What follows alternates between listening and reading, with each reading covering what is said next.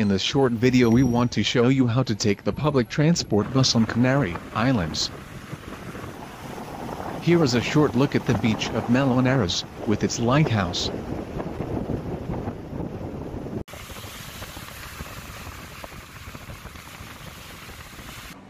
This is how the buses look like, on Canary Islands. A fare ticket from Playa del Ingles to Meloneras costs €1.40. Here a quick look from inside the bus.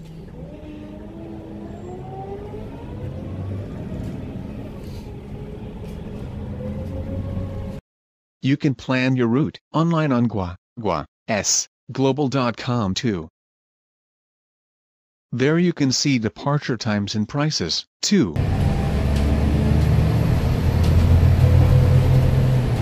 Thanks everyone for watching. Feel free to subscribe to see daily more unboxing and review videos.